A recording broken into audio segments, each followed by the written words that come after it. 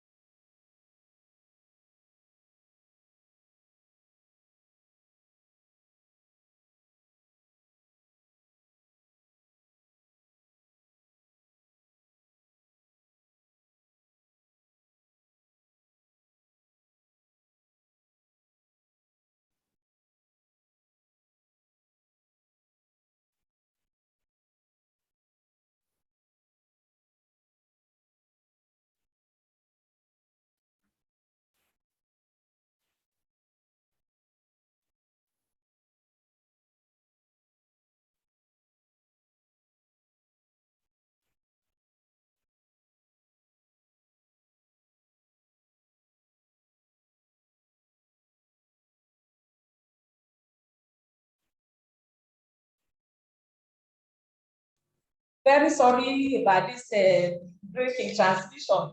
Network just took me out and I'm trying to connect to another. Actually, I have checked. I'm very sorry about it. I was trying to introduce Dr. G, that is somebody I will call of dual nationality, because it's a Cameroonian by birth. It's from Eseka in the Republic of Cameroon.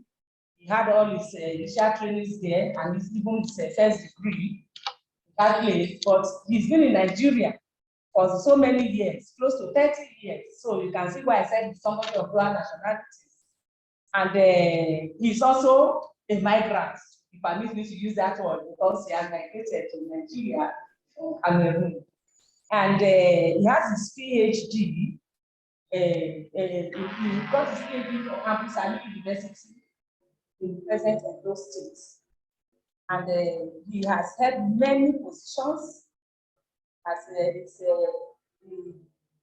currently the director of the Total Quality Management Lab Project for Africa, and a consultant for African Society for Laboratory Medicine on COVID-19, as well as external quality assessments and WHO on HIV testing services. He has had many positions and has supervised many masters and PhD students. So he's a very vibrant scholar, and we're going to listen to him today on this topic, that is conducting community engagement and stakeholders analysis in migration. I'm happy I can see here amongst us our former Vice Chancellor, who is the lead in bringing about this center, Professor Uba Adamula. Welcome, sir. So now I hand over to our presenter for today, Dr. Jean Emile Nja.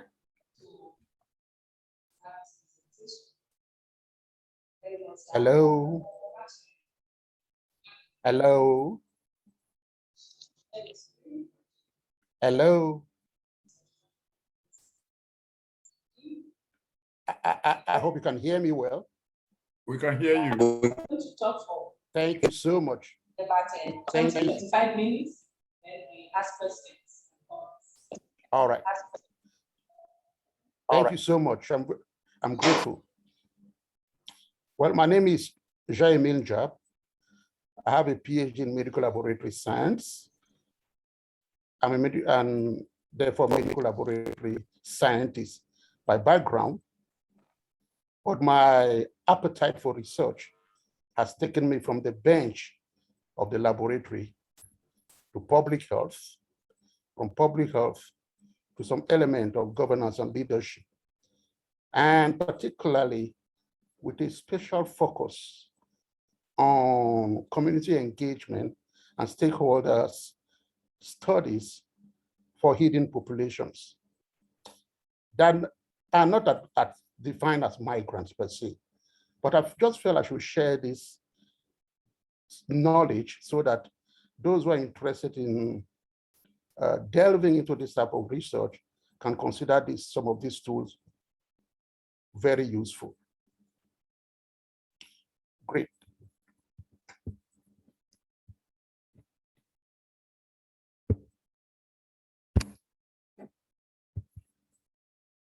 By way of background, migration research is a unique environment, very, very unique. Unique in the sense that it's a population-based environment for people on the move from their ecology at birth. For instance, Dr. Njab is a migrant from Izeka, now happily married in Nigeria, studied in Nigeria, gotten expertise in Nigeria. Do from time to time, I go back home to share that expertise. But I'm proud to be brought up in Nigeria, to be cultured in Nigeria, and gather my expertise in Nigeria. But something very important we need to understand is that as climate change, inequalities, globalization, political instability, advances in technology continue to dissolve the boundaries between nations, population-based migration research will become very, very relevant to good governance. I know good governance is the bane, particularly of development in sub-Saharan Africa. But in all of this, it is important to know that the point of entry in any population-based research is community engagement and stakeholder analysis. The reason is this: we cannot change a population we do not know. We cannot improve the quality of life in a population we cannot engage with. So that is why I will lay some very simple definitions, and I know many of us who are experts in this field can recognize them. I like to say that community engagement from our conversation this morning can be defined as a process. So this is very important. Community engagement is not a hit and run activity. It is a process, working collaboratively with a group of people with common values, concerns, aspirations. Now, these three words, values, concerns, aspirations, are very important because they bring together the homogeneity of a community. They have something in common, they have a common denominator, as well as incorporating those common interests into decision-making process. And that decision can be a policy change, it can be an intervention, health intervention program, as the case may be. Now, stakeholder analysis is a little bit deeper. It's like a filter of community engagement. It is a process of systematically gathering and analyzing qualitative information to determine who is in your interest and who is not in your interest in a project that you are engaging.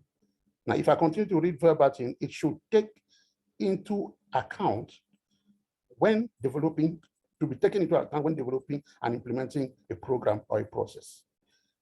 Particularly from a background of public health interventions, working in the HIV sector, now working in COVID-19 pandemic, we've come to realize that it's not everybody you take to the people that is a priority to them. People may be having a disease process, people may be sick, but that does not automatically mean that health is a problem. For some of them, food is a problem. So having a stakeholder analysis is very important. Since we said that it's a process, now let's quickly look at the process. You have there on this slide, planning, selecting, identifying, adapting, collecting and recording, filing, analyzing, and then using the information. This is the process. So the next couple of slides will only be unpacking this, and I'll quickly run a little bit faster than I'm running now. Now, we all know that if we refuse to plan, we plan to fail. But what do we mean by planning in community engagement and stakeholder analysis? We're talking about building a consensus. When I'm moving to study a population, whether it is an open population or a hidden population, it is important to build consensus. Because many a time projects are designed from top to bottom, and they do not take into cognizance the peculiarity and the cultural sensitivity of the people at the bottom. So we need to build consensus, to have a common denominator, to make sure that your priorities are actually the priorities of the people. And then we promote the evidence, we minimize the conflict, we negotiate, we navigate negotiation, and then we acknowledge the cultural sensitivity of the people. Now, I'm not to draw this back in my little experience in public health. We all recall that in 2014, there was a law that was enacted, gazetted by the government about same-sex activities in this country. Now, for those of us in public health, we're looking at common same-sex activities from a public health perspective. Now, when you're looking at it from a public health perspective, you're only looking at the virus. You're only looking about intercourses that happen when people are in a bedroom or people are in the convenience. So we're looking at the virus. So for us in the HIV field, we want to stop the virus. And the virus does not fly in the air, it moves from people to people. And because it moves from people to people, we need to give people the right to access health. So that is why cultural sensitivity is very important. So the next is selecting and defining the intervention. And this is where a lot of things normally happens. So when you do a community engagement with stakeholder analysis, this particular bit is the crux of the matter, because the quality of your definition determines the destination of the project. We can come with a project with a public health perspective that ends up becoming or even transgressing into an engineering project. Or they want you to add an engineering project to it. Just imagine you take HIV prevention to people, and when you take it to that particular community, they tell you about water. And they tell you that if there is no water, there is no deal. So you have to change your intervention. So this particular bit is very important. So as much as possible, this is self-explanatory for many of us. Now the third one is identifying key stakeholders.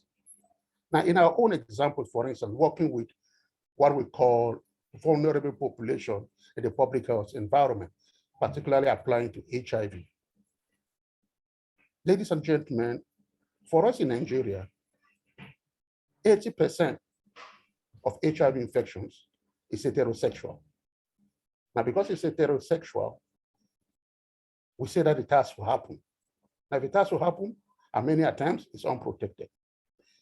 But when we look at those who are really driving the infection, we find out that these are key population, and we call them key population because the HIV prevalence among them is about 4 to 5 times what happens in the general population.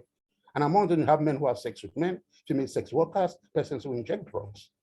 Now, for us, these are key stakeholders, because if you suppress the virus among them, we are eventually suppressing the virus in the general population. I'm just taking this perspective because that's the background where I'm coming from. So identifying these key stakeholders is very important. So the first step generally is to conduct a scoping visit. A scoping visit in the environment where you intend to work. Having a focus, organizing a focus group discussion. Many of us already know these processes. Now developing a long list of stakeholders, because everybody wants a bit of the cake when you move in a particular community. So nobody should be rejected. But having that long list is important. But cropping that list into a priority is a work that happens when we come back to the office. When this is done, we move to adapting tools. Now, I'm not going to spend a lot of time into adapting tools, because I know in this forum, the skill and the expertise that I've seen in the background is enough to say that we have all these tools, and they're actually online. We have a lot of tools that are available. Now, we have definition of stakeholder characteristics. There are forms that are available for this. I think I'll also share, I do not know where I put that, the background on my slide, where you can get some of these tools available. Now, the most important tool for me there is the stakeholder table. The stakeholder table is a tool that gives the project manager or the team lead or the principal investigator who should be a stakeholder. So it is the team that decides this. But that list is not just generated out of the blues. It comes from an interview questionnaire that is the next form there with a protocol and then a reference card that suggests that this person should be invited as a key stakeholder. Now, when these tools are adapted, we can now move to the next one, which is collecting and recording information. Now, at this level, many of us are, or if not all of us, are already familiar with this, reviewing existing information, making interviews, appointment. This is what is actually done by the study coordinators, assisted by the research assistants and all that. Then conducting interviews in the field, whether they're in-depth interviews or they're focus group discussion or they are key informal discussion. Sorry. But the only thing that I like to stress at this level is to ensure that for each interview, you have a duplicate. And for each recorder, you have a duplicate. We conducted an interview in some part of this country. When we were coming back, the vehicle had an accident. And immediately the vehicle had an accident. The record that disappeared, we didn't know we could get back that information. The only thing that saved us is that the information in the recorder was also in some people's phones. So some people were also recording this in their phones. So we had, you can imagine, when we have to collect like 10 phones to be able to put back the pieces, simply because we didn't have a duplicate of the recording. We didn't plan that well. So we learned by experience that it was a difficult task.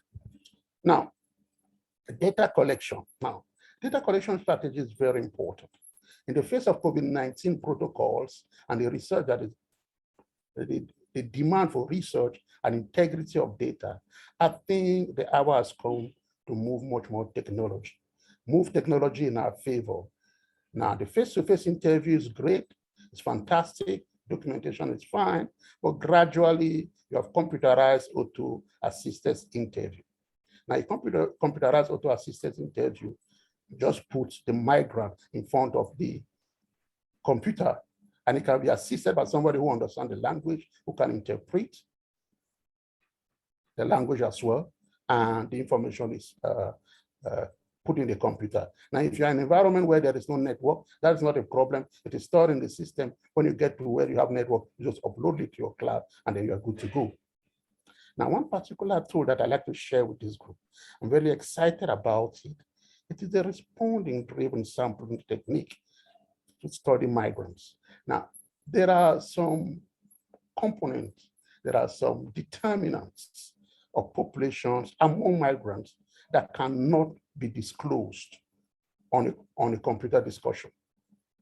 Now, they can only be disclosed when you have a heart-to-heart talk, and the heart-to-heart talk has to be decoded.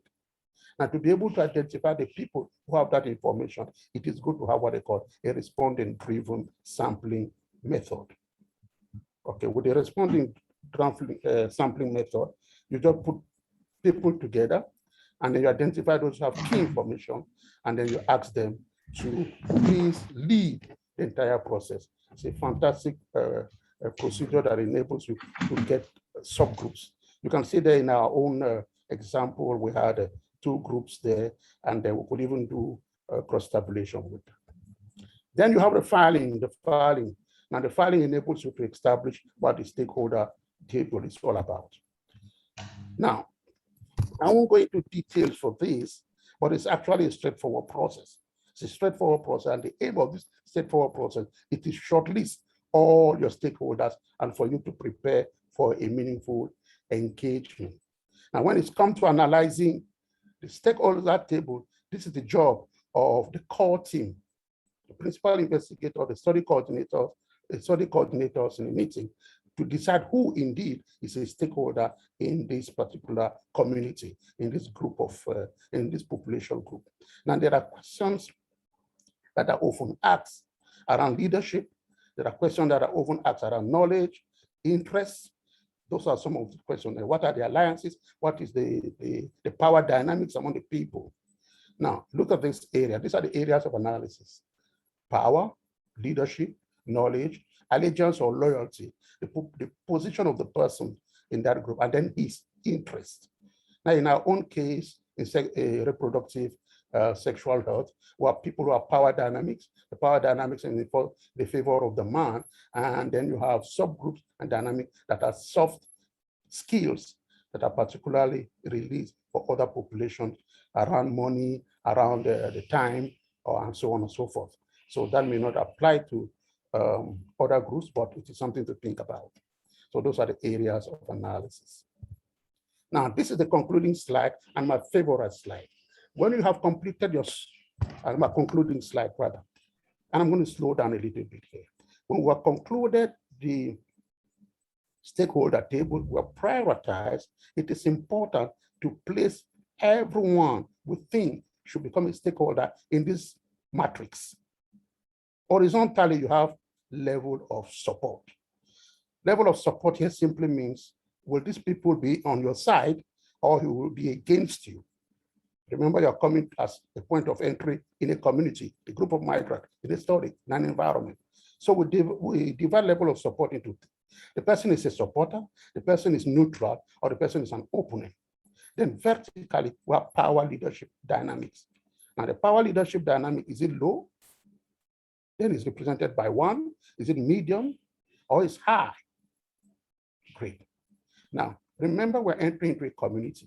If we're entering into a community, we want to strategically organize a focus group discussion around people who are likely to cause problem for us. And the people who are likely to cause problem for us are people who have, in the first column there, under supporters, you have low support. It simply means they are not for you. In the medium there, you have in gray, also in gray, you have people who are neutral, but they have high knowledge, neutral, they have medium level of power and leadership. So these are people you want to bring back on your own side. Then in the last column, opponent, you want to bring back somebody who has high knowledge and high power. So what is done is to have different focus group discussion with them. You don't put them together, and then you bring them on your side and believe that the project is going to work. So this couple of slides and these few discussion and conversation around stakeholder analysis with this matrix can be very helpful tool, I think, for migration studies, particularly among hidden population. So I'd like to thank you for the privilege and the benefit to be part of this conversation. And let's forward the conversation with questions, comment, discussions, your comment, and then whatever you want to add. I'd like to appreciate you. Over. Thank you very much, Dr. Njab, for this very insightful lecture. We really appreciate you, and I know some people are already willing to ask you questions or to comment. The very first person I have here who has raised this intention to comment is Professor Uba Adamu, and I want more people to signify. I can see William Emina, his hand is up.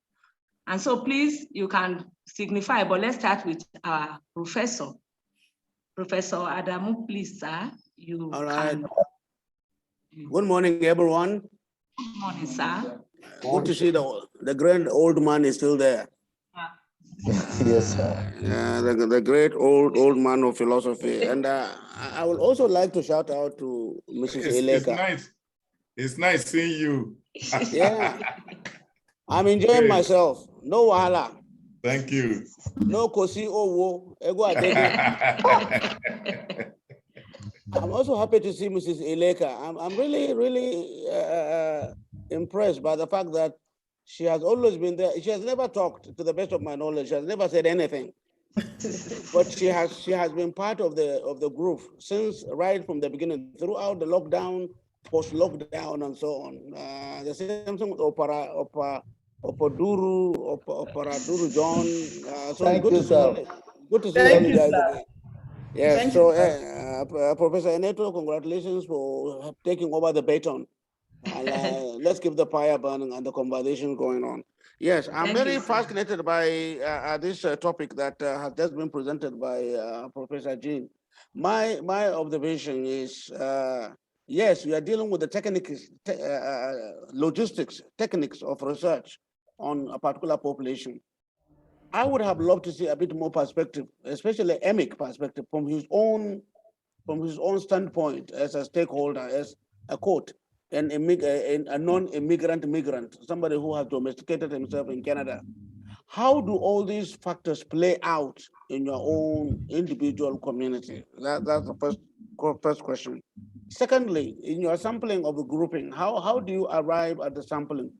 This is critical because we need to know that there are two trajectories of migration. There are those who migrate voluntarily and they are well known and accepted. And there are those who smuggle themselves into their new migrant communities. And I will be fascinated to know how you identify that. The reason why I ask this question is that if you look, most of the migration studies tend to focus on America, Europe, and so on. My interest in migration and migrants is in the Middle East, particularly the Muslim Hausa and how they migrate to Saudi Arabia, Qatar, and all that. And during the period of Hajj period, we see them. We meet this illegal immigrants, as it were. But they are no longer illegal at that period because they provide services nobody could do. But the moment the Hajj is over, they become illegal. So what I want to know is, how do you sample those groups that don't want to be seen, but at the same time they live in that particular community? How do you deal with power within the group itself? How do you deal with hegemony, power, and control? Because those who were there earlier will believe that they are the kings of the place. They own the place, and therefore they should dictate the pace and so on. So I think I just want clarification on how you sample your population, how they voluntarily come up, and how we could actually carry out an extensive mapping of dynamics of power relations among the migrant groups so that we can conduct this kind of research. Because I'm interested in replicating a similar process, but in the Middle East. Thank you very much. Thank you, sir. Dr. Jean, could you please stop sharing for now? Stop sharing. Okay, okay. Yeah. Okay. So, Dr. Emina, please, it's your turn. Dr. Emina, Okay, I hope Dr. Jean is noting the Thank questions. you. We take all the questions, then you respond at the end, Dr. Jean. So let's just take the questions. So, Dr. Emina, please, over to you. Okay. Thank you very much. Dr. Jen, I really appreciate you. I'm in development studies, and I think most of these, your tools will be very useful to us, especially when we're embarking on field work. But I'm very concerned about stakeholders' engagements because I want to take, of recent, we just came back from a field survey, and identifying stakeholders, especially in our Nigerian society, is a major challenge. Professor Abdallah has just mentioned the issue of power, you know, within the given community.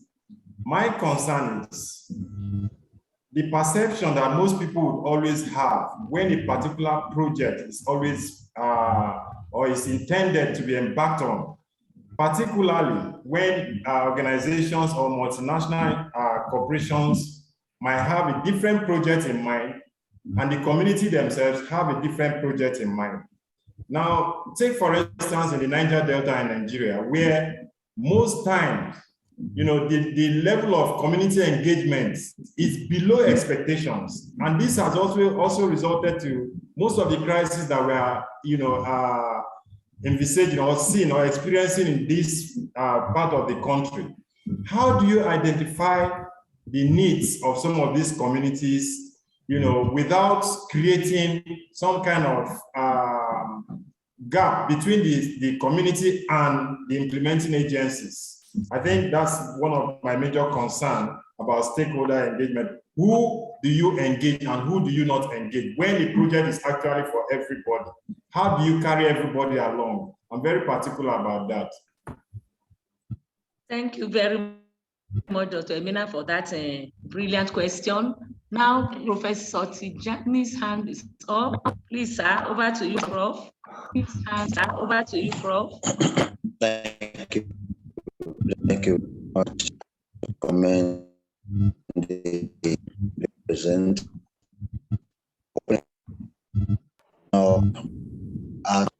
And more importantly, validating what is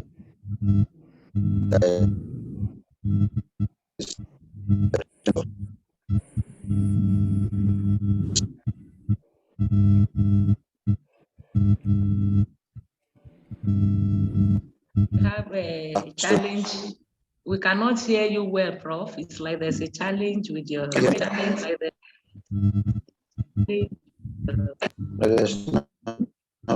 about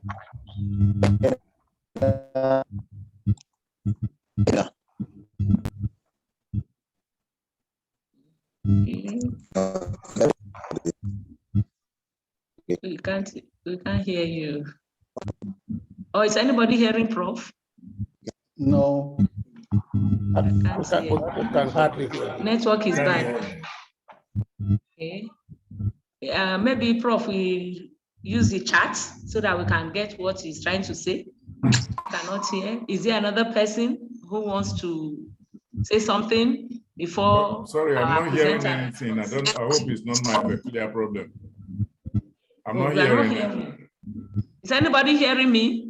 Yes. I'm hearing you. Yes, loud and clear. Okay. Yes. Very Okay. loud, very clear. So if there's another person who wants to say something, please I'm not hearing Professor and talk to Tijani. us. Any other person, why Prof tries to write it on the chat for us to get what he's trying to say. Any other comments? Otherwise, our presenter can be answering this one so that maybe his response will give rise to another comment. So Dr. Njab, kindly respond to those two comments while we await more responses. Thank you. Thank you. I like to say that I am positively stimulated by the questions that are arising from this small discussion. And I think I don't have the answers, but I can guide. We all have the answers. I'm going to give some priority lanes to stir up conversation around this. And some of these would actually require small group to talk about them. But I'd like to start with the first series of questions that were around sampling, power dynamics and control, and then mapping. I think one major challenge that we have designing studies, not only for migrants, and for clarity, I am not in Canada, I'm not anywhere, I'm in Nigeria. And my experience is in Nigeria as a migrant from Cameroon. So my experience is here. So the challenge actually starts from us, researchers. We sit down in the confine of our offices and design studies based on funding priorities without touching base with the people we intend to reach out to. That has been my own experience. I don't know about you, because that's a funding stream. 80% of funding stream in my own environment is coming from above. No, not from above, from abroad, please. Point of correction, from abroad. That's the funding stream. So that funding stream comes with a particular agenda, where to go, who to meet, the environment we want to concentrate. Now, because of that type of funding streams, we are already clustered. We're already limited. We're already boxed. Now, when you want to add innovation, it becomes a problem. I have a particular experience where adding innovation in a public research intervention cost me my position in that project. Because as far as I was concerned, what we're doing wasn't making sense. How can we spend $1,000 to test somebody for HIV? For me, it wasn't making any sense. But yet they want you to report that. Now they want you to report that simply because about 80% of that money is going back to the funding agent, the staff, to service the administration. I said, no, I can't spend $1,000. $1,000 just to test HIV. It does not make sense. Can we improve this? Can we add something else? Now, so number one is, let's go back to the basics. Let design for the people and let the people be part of the design. And how do we do this? By putting within our budget a scoping visit to the environment and the people where we intend to intervene. Budgeting for scoping studies. A scoping study simply means we're going to make 2 or 3 trips to that environment before the design is completed and approved by the funding agent. That will make people part of the project. That will add some level of ownership. Now, within those scoping visits, that is when we do stakeholder engagement and analysis. It is very difficult to carry everybody along. Really, I've never seen any project that I carry everybody along. But my little experience shows this. Our definition of power determines who a stakeholder is. Now, there are 3 definitions of power. One is ability to do work. That's a basic definition. 2 is the ability to influence decision.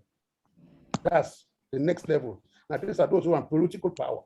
Now, but the 3rd definition is the ability to influence the distribution and allocation of resources. Now, you have this 3rd definition applies everywhere.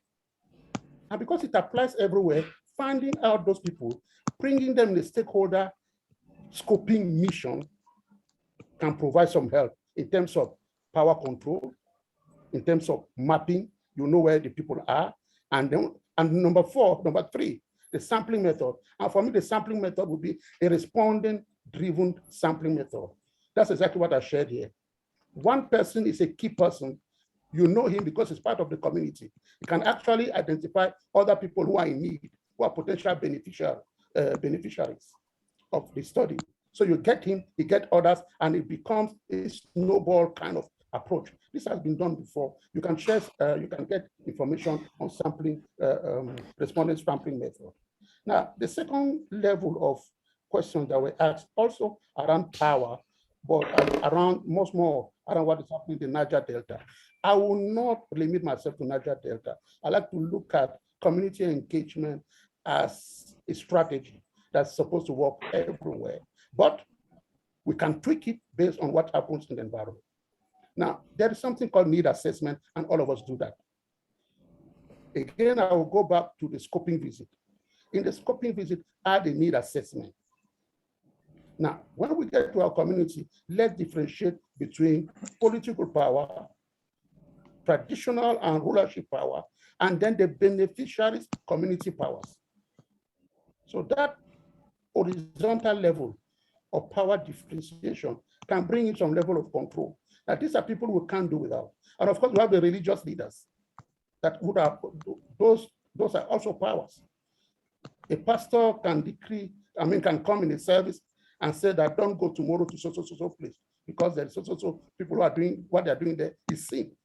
And because it's the sin, your project site will be empty the next day.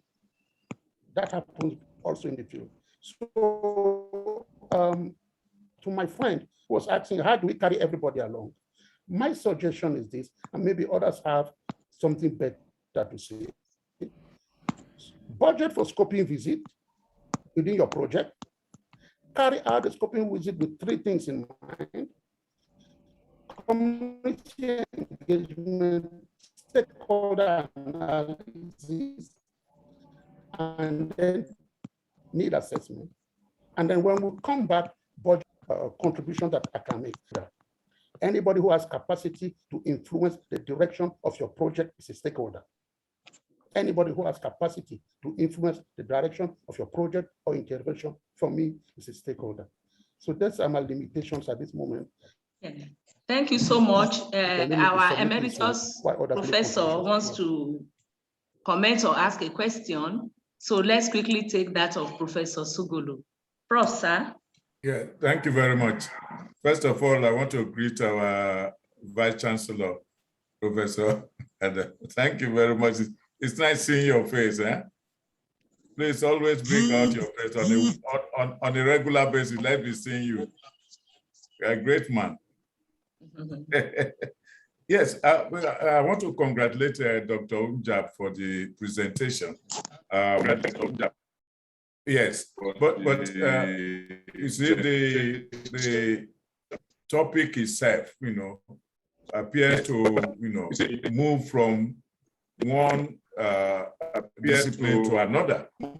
I can see, when he was talking that part of it was dealing with psychology, part of it dealing with sociology, and part of it, politics and so forth. So he has a huge methodological problem. The methodology is difficult because it's dealing with values. All right. For instance, when he put a table in which he talked about support, positive, negative, and so forth, how are you going to measure those values? Those are values. And, in terms of science, it is very, very difficult to begin to measure people's values. You talk about the community and you're talking about those who support and those who oppose.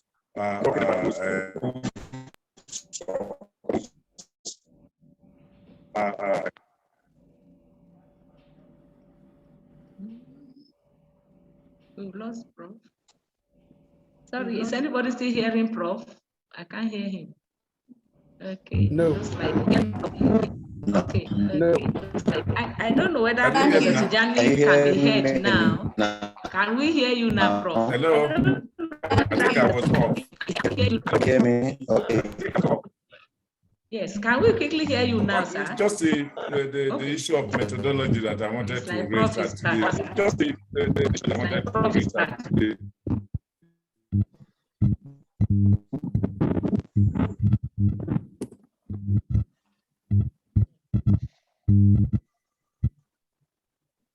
Okay.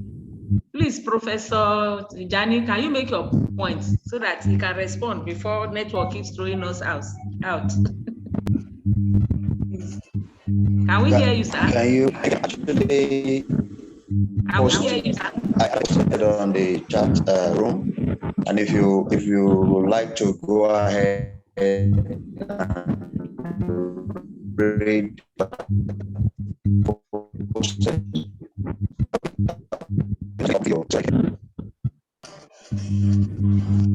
So can you Okay. Did you write model concretize? I don't know. It has no name. Okay. Prof. Tijani has evaluated the transdisciplinary nature of CEMGS, usable for empirical research, ensuring and engaging beyond abstracts, adaptable to studying the IDP. The community engagement model concretizes the triadic relationship and biographical pedagogical discourse. Great contribution to knowledge. So thank you, sir. That is your comment. At least we can read that. So I don't know whether Dr. Njab will quickly round up with comments. You got a bit of what Prof was trying to tell you about the methodology and all that. So please, can you quickly comment on that piece where we try to round up? Dr. Njab, can you hear me? Yes, I can hear you, but unfortunately I didn't get you. You were breaking. I'm sure you're asking me to round up. Yes, contributing to what Prof. Sogolo said about methodology. That is a bit multifaceted and how you have to streamline it and all that stuff. I don't know whether you got it. But I got that bit before he went off. Yeah, I totally agree with Prof. That is why when we're conducting community engagement and stakeholder analysis, we use what we're calling mixed method approach. You have a quantitative component and then you have a qualitative component. Okay, so it's always mixed method approach. I totally agree with him. So it's not, it's a mixed method approach that is always used in this type of studies. So in conclusion, all I'm saying is that I am delighted to be part of this group. The conversation are stimulating. It's a privilege for me to be part of this. And I thank you for giving me the opportunity to learn. Thank you. Thank you so much. And we thank you for coming to share your knowledge with us. I want to say that we are looking forward to you presenting it as a full-blown paper to us so that we can put it up in our next volume of journal free of charge. It's so interesting because we don't charge and yet the journal is of a very high quality. So we are expecting you to bring it up, write it up for peer review so that we can publish it in the next volume. And I also want to let us know that this PowerPoint is on our CEMGS group. I've already posted it there and we can continue this discussion on WhatsApp group if we wish to, because the internet here may not be very friendly. So we have the opportunity to ask more questions, and Dr. Njab is on that group, so he will answer any question relating to this presentation today. I also want to let us know that next week, by his grace, we shall be having a wonderful Vice Chancellor, former Vice Chancellor here to talk with us, Professor Taufik. Former Vice Chancellor. All his details will be out later. He's going to present to us here next week. He's from Usman Danfodio University. So we'll put up his topic soon on our platform. So next week promises to be another exciting moment. I really thank you all for having time to be here with us. We were not quite many today, but I am hoping that